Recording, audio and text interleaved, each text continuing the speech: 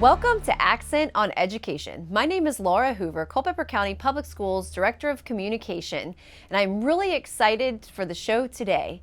Today we will be talking to two Culpeper Middle School students, Emma Powell and Mila Presleski, about FCCLA, and our Human Resources Director, Michelle Metzgar, will introduce you to Culpeper County Public Schools Classified Employee of the Year.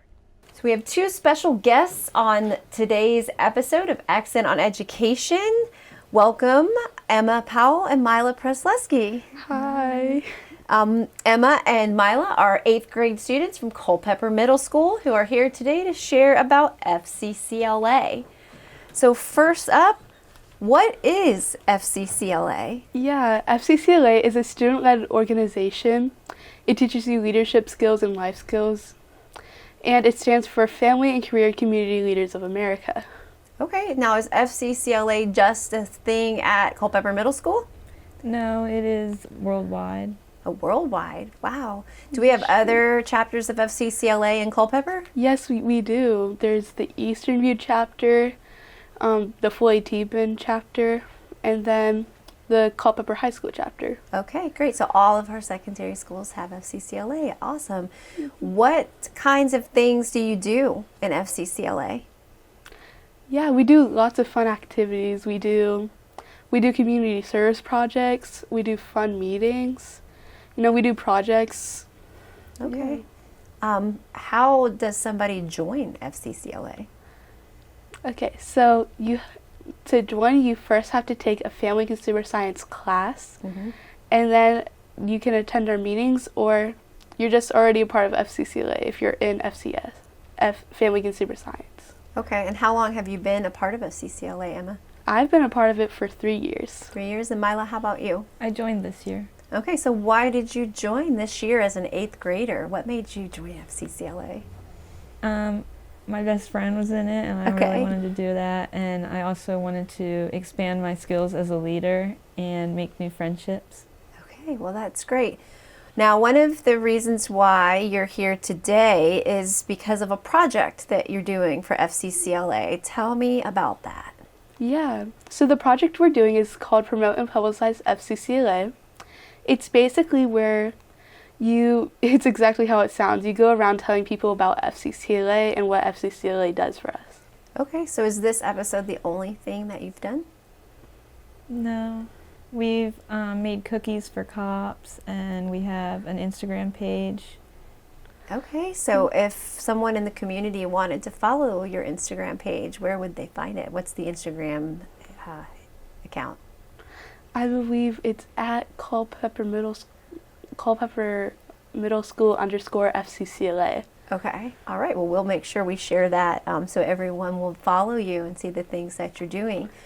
And I think that I saw something on the CMS website that you wrote. Talk about that. That is our article that we had released. It's basically just a little run through about what FCCLA is and what it does for us. Okay. If you were trying to get your friends to join, which you have done successfully, so Mila, if you were going to recruit some more friends, what would you tell them? What's your favorite part about FCCLA? All the fun meetings we have and everything we do for our community. Okay. Now this Promote and Publicize project that you're doing, where do you submit it to a contest? Do you present it to a panel? How does that work? Yeah, so there is a conference held in Virginia Beach every year, and that is where we present our projects. There's I think around 3 judges, and we present to them, and then they score our project on what we did in our community, how our public speaking was, and we have to do a writing prompt about some problems in our community, and they grade that.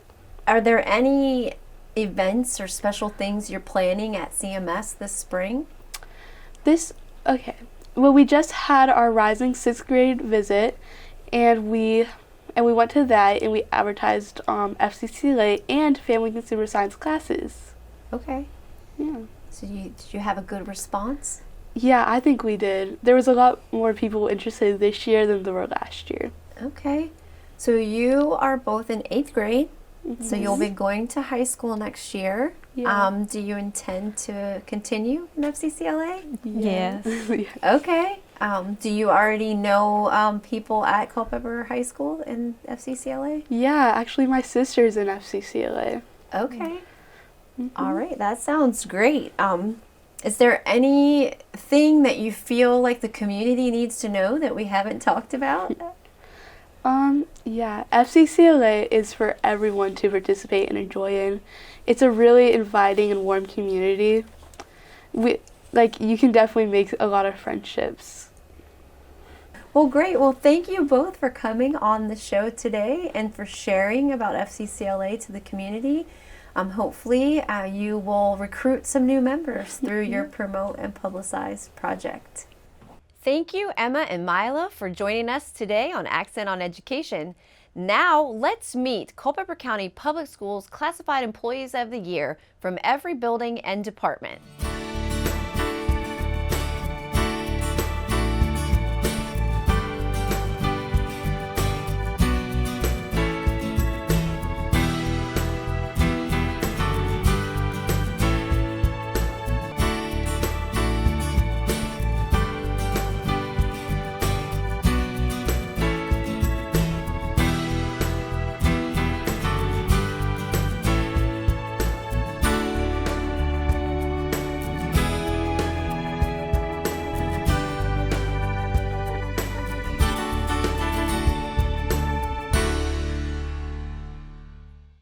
It is my pleasure today to speak with Jabari George.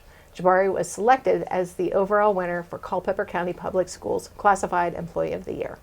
Jabari is a network technician in our technology department. So welcome. Thank you. So tell us a little bit about yourself, about your background, your education. Yes, so as far as my education, I graduated from Oakwood University in Huntsville, Alabama with a bachelor's in computer networks and with a minor in psychology.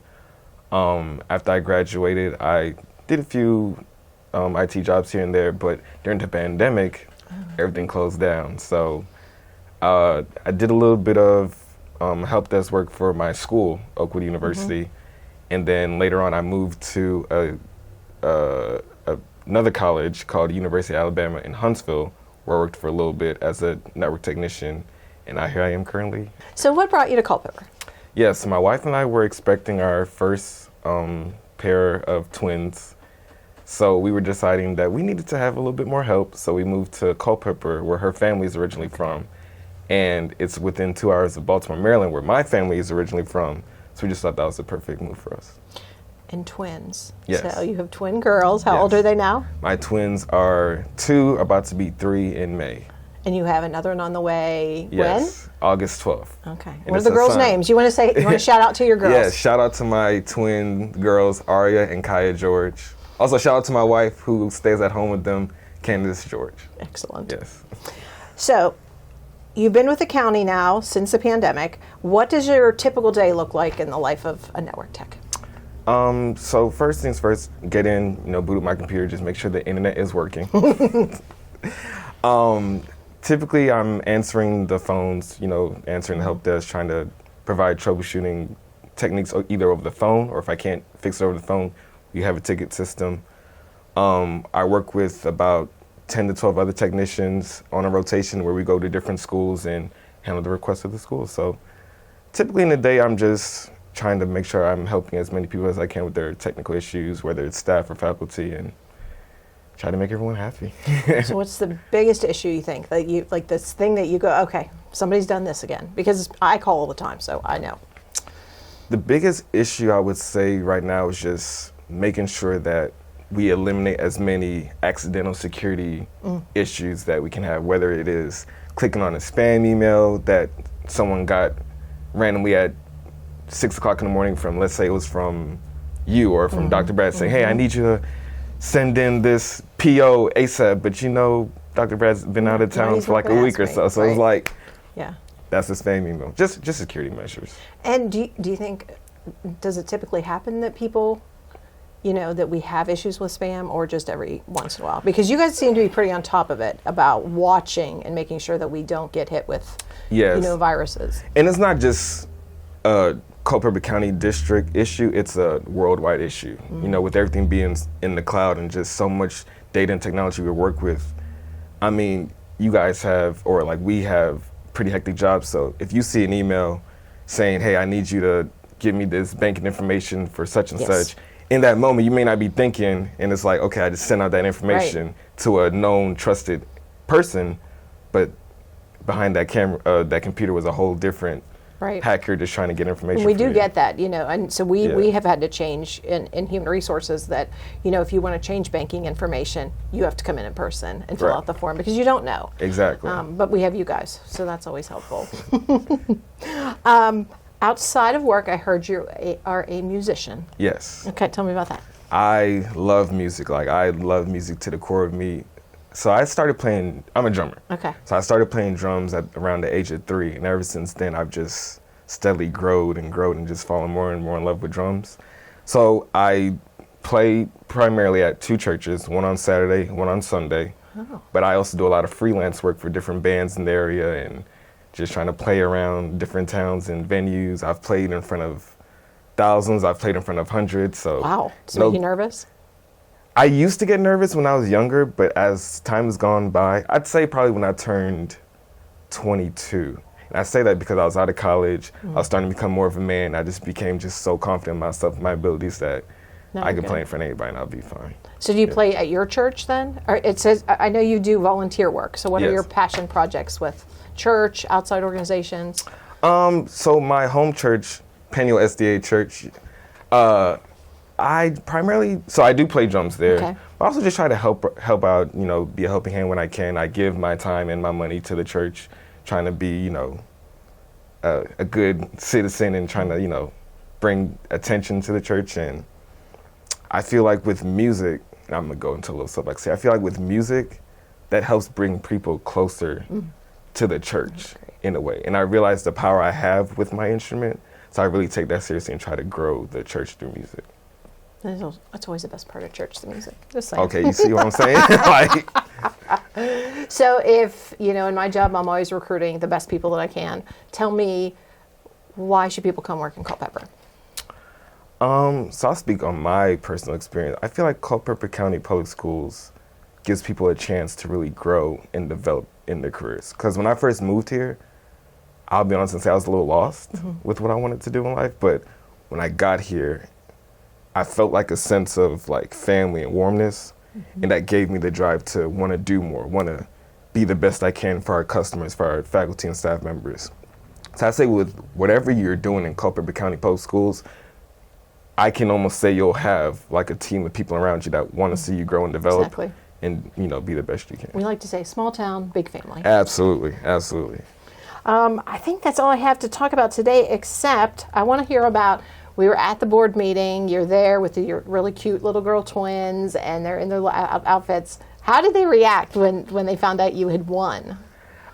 So I think they were a little surprised to see me get up and go to the front because we're sitting there the whole time, Shout out again, Miss Hoover, for helping one of my children who was desperately thirsty for water the whole time. But anytime they see me do something in public, they just look at me like, is that my daddy? Is that him? So they were just a little shocked. And well, they were adorable, and it was such a nice moment. And we appreciate everything you do for the division. Thank you. People don't realize that every teacher in the division, every day, the paras, everybody at central office, technology is key. And when we get the email that says internet's down, it's like everything stops, and we're all waiting for technology. So we truly appreciate what you do every day. Thank you. Thank you, Jabari, for joining us today. I just want to say thank you to all of the award winners this year who were recognized at the school board meeting. We appreciate everything that you do every day. It's a huge honor to be recognized and honored by your peers, so thank you for all that you do. Thank you for joining us on Accent on Education. We'd like to thank our special guests today, Emma Powell, Mila Presleski, and Jabari George. And also thank you very much to our Director of Human Resources, Michelle Metzgar, for coming on the show today. We look forward to seeing everyone on our next episode of Accent on Education.